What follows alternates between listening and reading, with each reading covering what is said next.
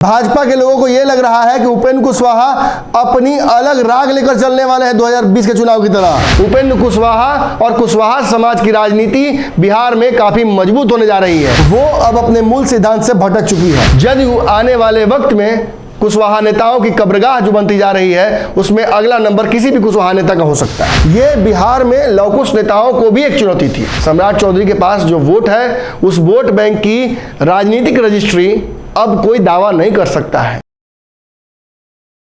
नमस्कार, भारत लाइव देख रहे हैं आप। देखिए, बिहार में आज एक शक्ति प्रदर्शन होने जा रहा है। इसे आप किसी तरीके से ले सकते हैं। जदयू के लोग ये समझ रहे हैं कि उपेंद्र कुशवाहा भाजपा की फील्डिंग कर रहे हैं। भाजपा के लोगों को यह लग रहा है कि उपेंद्र कुशवाहा अपनी अलग राग लेकर चलने वाले हैं 2020 के चुनाव की तरह। और कहीं ना कहीं उपेंद्र कुशवाहा को ऐसा लगता है कि वो अपनी पार्टी को, अपने कार्यकर्ताओं को, अपने संगठन को नए मजबूत कर लेंगे तो उन्हें बिहार के उस कुर्सी तक पहुंचने में कोई ना कोई महागठबंधन या फिर एनडीए गठबंधन सहयोग कर देगा। अब उपेंद्र कुशवाहा की नई पार्टी तो बिहार में बन गई है। उसने अपने प्रारंभिक कार्यकाल को भी कंप्लीट कर लिया है। 2 चरण में अपने जो उन्होंने यात्रा की है, जिसके तहत विरासत बचाने की एक प्रक्रिया शुरू की और नमन करने की कोशिश की उन कार्यकर्ताओं को जो जदयू का कोर अब तक रहे थे।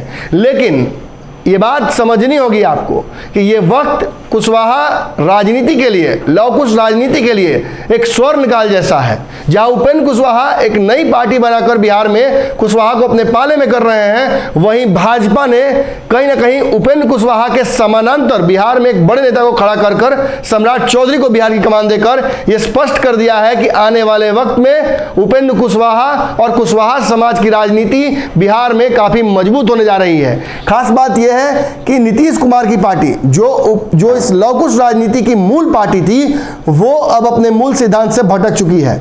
जहां राष्ट्रीय अध्यक्ष की कमान एक भूमिहार के हाथ में है, वहीं इस पार्टी से आरसीपी सिंह और उपेंद्र कुशवाहा का बाहर निकल जाना कहीं ना कहीं एक कहानी कह रहा है, जिसमें यह स्पष्ट हो रहा है कि जदयू अब लवकुश समीकरण से बाहर आकर किसी और नए समीकरण की तरफ बढ़ रही है। हालांकि इसकी वजह से क्या होता है? इसकी वजह से बिहार के लवकुश नेता, कार्यकर्ता और जो जमीनी स्तर के लोग हैं, उनमें बेचैनी बढ़ती है। किस तरफ जाएंगे? ऑप्शंस बहुत सारे हैं। अगर भाजपा के साथ जाते हैं तो सम्राट चौधरी के तौर पर एक बड़ा नेता मिलता है। अगर उपेंद्र कुशवाहा के साथ जाते हैं तो एक लंबा संघर्ष मिलेगा और अपने समाज के लिए अपनी पार्टी बनाकर काम करने का मौका मिलेगा। और यदि नीतीश कुमार के साथ रहते हैं तो शायद जदयू आने वाले वक्त में कुशवाहा नेताओं की कब्रगाह जो बनती जा रही है, उसमें अगला नंबर किसी भी कुशवाहा नेता का हो सकता है। एक एमएलसी साहब लगातार बेचैन हैं, वो भी नीतीश कुमार के साथ जरूर हैं, लेकिन अंदर ही अंदर उनका मन अब भर चुका है। कारण क्या है? कारण ये है कि जिस तरीके से और जिस तेजी से इस पार्टी में लवकुश नेताओं की राजनीतिक हत्या हो रही है, उन्हें डर लग रहा है कहीं अगला उनका नंबर ना हो। इन नेताजी पर तो बाद में बात करेंगे, पहले आज वाले कार्यक्रम के बारे में बात कर लेते हैं। देखिए, कल जिस तरीके से सम्राट चौधरी ने एक शक्ति प्रदर्शन किया, पटना आगमन से एयरपोर्ट से लेकर बीरचंद पटेल तक, भाजपा कार्यालय तक जिस तरीके से भीड़ जुटाई गई, ये बिहार में लवकुश नेताओं को भी एक चुनौती थी। तेजस्वी, नीतीश, उसके अलावा उपेंद्र कुशवाहा को भी सीधे तौर पर चुनौती थी कि समझ लीजिए, हमारे पास हिंदू का एक बड़ा वोट बैंक ओबीसी के नाम पर भी है, जिसे साधने के लिए हमने अब नेता दे दिया है। सम्राट चौधरी नित्यानंद राय और भूपेंद्र यादव से अलग है। सम्राट चौधरी के पास जो वोट है, उस वोट बैंक की राजनीतिक रजिस्ट्री अब कोई दावा नहीं कर सकता है। अगर जदयू ये दावा करती थी तो जदयू से ये वोट छिटक रहा है। अगर उपेंद्र कुशवाहा ये दावा करेंगे तो आने वाले वक्त में उन्हें उस चुनौती को स्वीकार करना पड़ेगा जो भाजपा प्रस्तुत कर रही है, जो सम्राट चौधरी प्रस्तुत कर रहे हैं। तो कहीं ना कहीं कल सम्राट चौधरी के शक्ति प्रदर्शन के बाद आज उस चुनौती को स्वीकार कर लिया है उपेंद्र कुशवाहा ने, और आज पटना में सम्राट अशोक की जयंती मना रहे हैं। कम से कम 1 लाख लोगों को बुलाया गया है।